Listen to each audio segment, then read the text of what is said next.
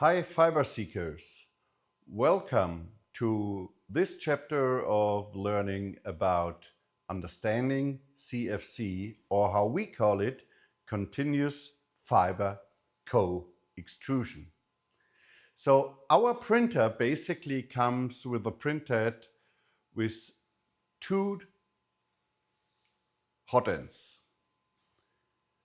The one is plastic. It is a high-speed FDM printer, first of all. So you can print any type of plastic without any continuous fiber reinforcement at 500 millimeter per second. But it also has a second toolhead, which is our so-called fiber printhead. And the fiber printhead actually does the co-extrusion. What does it mean?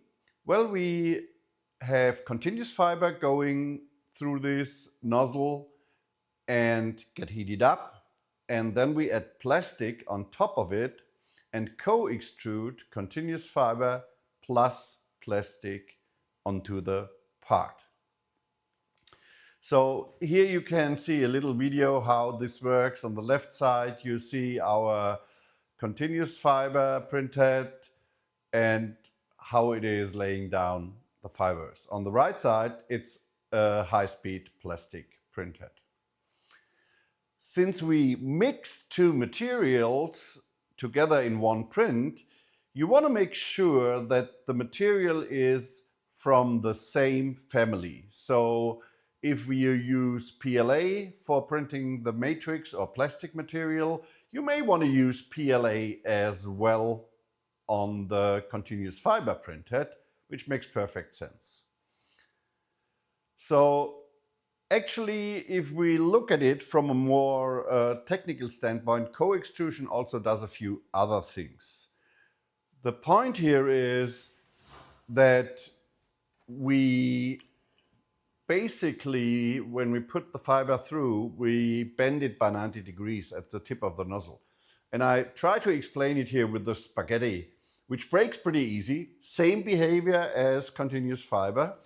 But what we do in the process is actually a co-extrusion. So I simulated with a little shrink tube here, which I put on top of the spaghetti and heat it up. And now two things happen physically. Well, the spaghetti gets heated, the shrink shrinks, and so finally we have a compound based out of plastic, and in this case, the spaghetti. And guess what? It now allows for bending without breaking. And basically the same happens inside our printhead, where we bend the fiber by 90 degrees when it exits. So it's quite a sensitive process between pushing and pulling something.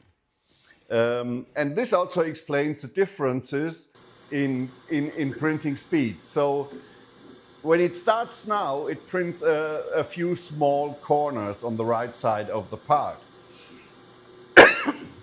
which requires some time because we actually need to balance between pushing and pulling.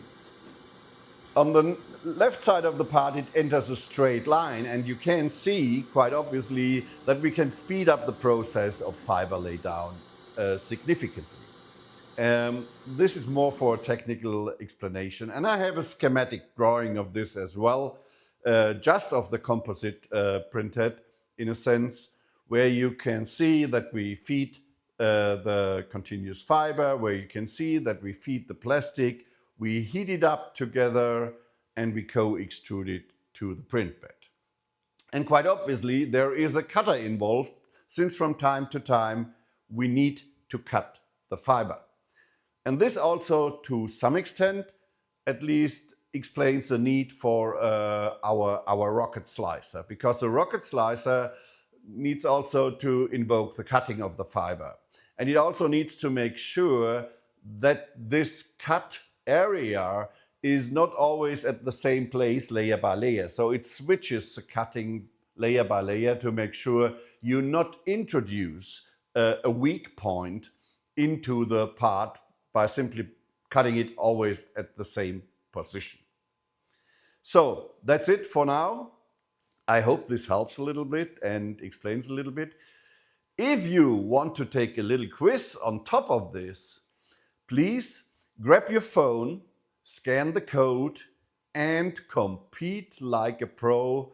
I think it's always a good idea after a little bit of teaching to do a little quiz, which kind of reminds you of what you just have seen. So thanks for watching and see you soon. Bye-bye.